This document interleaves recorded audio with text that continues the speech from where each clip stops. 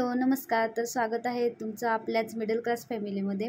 तर इथं सकाळची वेळ आहे लवकर आणि इथं मी 2 दिवस कडक उन्हामध्ये हे सर्व पापड वगैरे जे होतं ते सांडगे वगैरे होते, तर ते मी कडक उन्हामध्ये छान 2 दिवस ऊन दिले. तर त्यामुळे वर्षभर आता काही बघायची गरज नाही, ऊन द्यायची गरज नाही आणि त्याला काही किडे वगैरे लागले नव्हते. परंतु वर्षभर ठेवलेलं असतं तर ऊन दिलं की व्यवस्थित म्हणजे नंतर पण कीड वगैरे लागत नाही. तर त्यासाठी ऊन पण दिलं आणि डबे पण सर्व धुवून ठेवायचे होते. दोन्ही कामं एकदम झालेली आहेत आणि इथं मुली पण आणि मिस्टर पण मदत करत आहेत. सर्व गोळा करायचं, खायचं चालू आहे त्यांचं.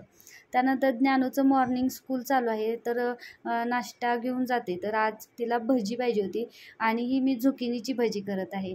तर भज्याचं पीठ आपण जसं करतो, थोडंसं कॉर्नफ्लोअर, बेसन, तिखट, थोडं मीठ, ओवा, सोडा घालून मी पीठ बनवलेलं आहे आणि त्यानंतर झुकिनी जसं बटाट्याचे काप करतो तर तसे करायचे आहेत आणि आपली भजी तयार आहेत.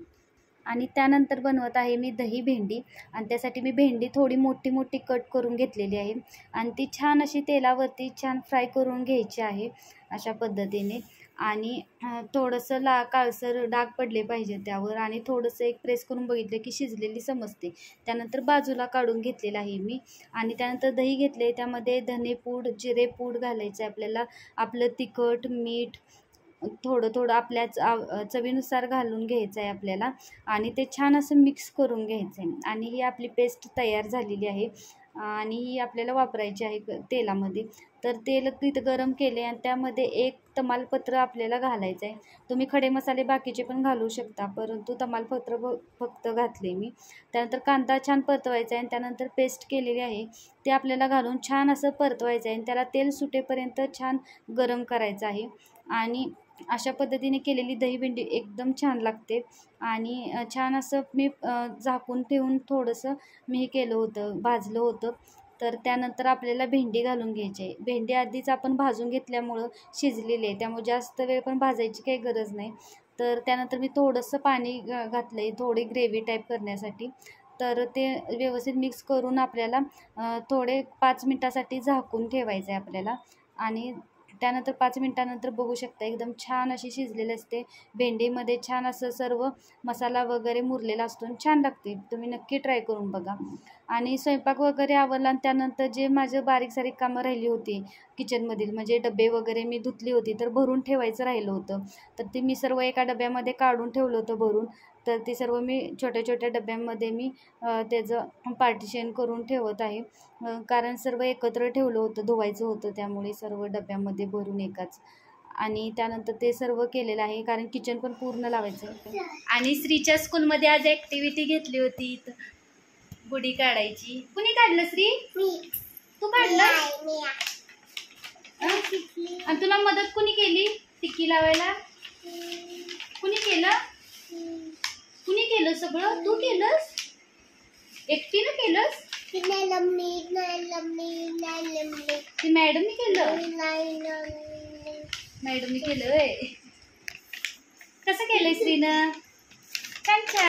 आणि इथं संध्याकाळची वेळ आहे, दिवे लागणीची. तर दिवा लावलेला आहे आणि मुलांची दृष्ट कशी काढायची, तर अमावस्या पण होती. तर काय करायचं, एक कापर पेटवून ठेवायचे आणि त्यानंतर मुलांच्यावरून एक कापर पूर्ण असा उतरून टाकून जो पेटवलेला आहे तर त्यामध्ये आपल्याला तो कापूर टाकायचा आहे. तर अशा पद्धतीने आपण मुलांची दृष्ट काढू शकतो. आणि अमावस्या पण होतीच, तर त्यामुळे मी अशा पद्धतीने दृष्ट काढते दोन्ही मुलींची. एक कापूर पेटवायचा आणि त्यावरती आपण एक कापूर मुलींच्यावरून डोक्यापासून खालीपर्यंत, पायापर्यंत, जमिनीपर्यंत आपल्याला उतरून घ्यायचं. आरोग्यम धनसंपदा शत्रुबुद्धी विनाशाय दीपक ज्योती नमस्ते. गुरु ब्रह्मा गुरु विष्णू गुरुदेवो महेश्वर गुरु साक्षात परब्रह्म. मुलींची दृष्ट काढून झाली, मुलींची प्रार्थना म्हणून झाली. त्यानंतर पूर्ण घरामध्ये अमावस्या पण आहेच, तर अशा पद्धतीने तेलाचा आणि तुपाचा दिवा लावून आणि त्यानंतर कापूर पेटवून अशा पद्धतीने पूर्ण घरामध्ये आपल्याला फिरवून घ्यायचं आहे.